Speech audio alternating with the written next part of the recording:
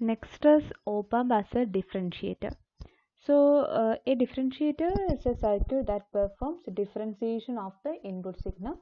So in an integrator, the output voltage was proportional to the integral of the input signal. So here in a differentiator, the output voltage is proportional to the differentiation of the input signal, that is, it is proportional to the rate of change of input, dvi by dt. Okay, so in other words, it produces an output voltage that is proportional to the rate of change of input voltage, and it's the most important application of a differentiator is to produce a rectangular output from a ramp input. In an integrator, it was ramp output from a square input or rectangular input, but in the case of differentiator, it is just opposite, that is, the output is a rectangular output and the input is a ramp input. Okay, so this is a op-amp differentiator. It is similar to the circuit of the integrator. The difference is that in an integrator, the feedback was capacitor and this was resistor, but in a differentiator, it is just opposite, that is, we are applying input to the capacitor and our feedback is a resistor. Clear?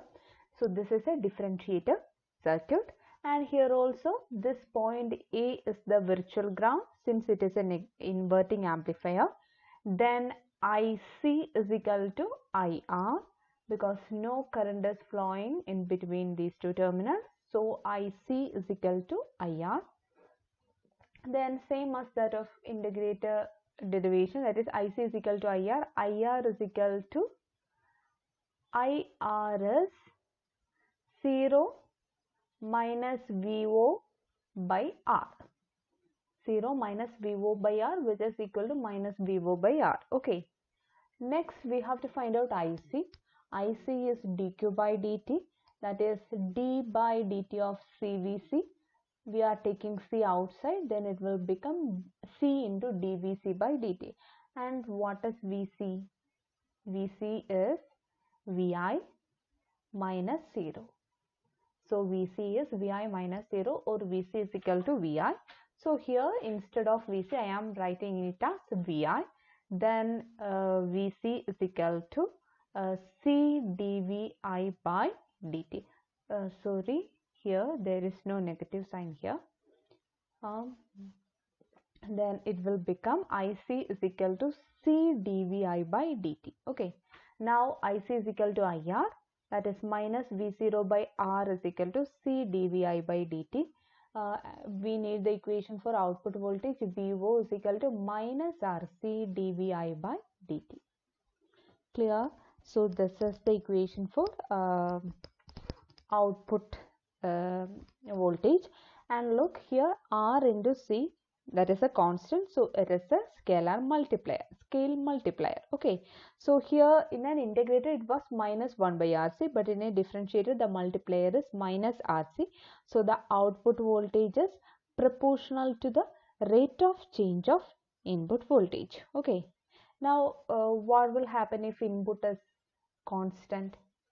If input is constant, dVi by dt will be 0 and the output voltage will be 0.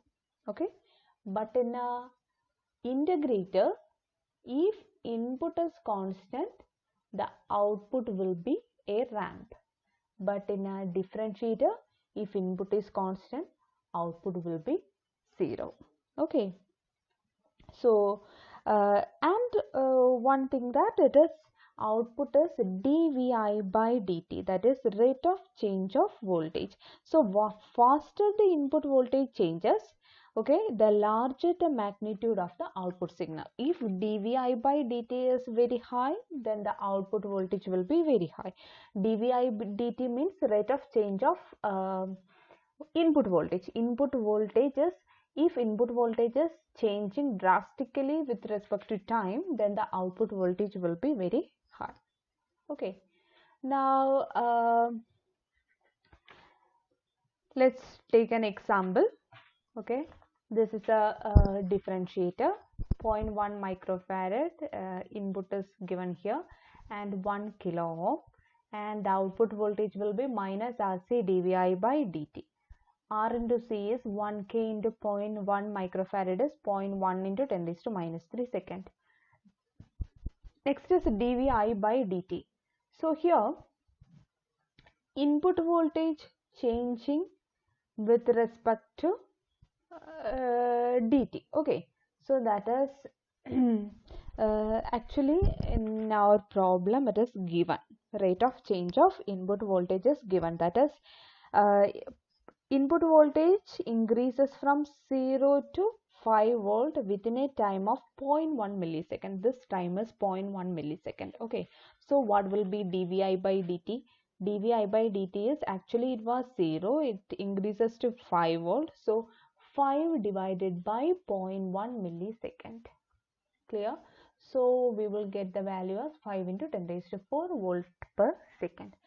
Now we can find out output voltage minus of RC is 0.1 into 10 raised to minus 3 into 5 into 10 raised to 4, that is minus 5 volt. Okay, now consider this input. Input is from this point to 0 to 0.1 millisecond, input is constant. If input is constant, output will be 0. Okay, now at this point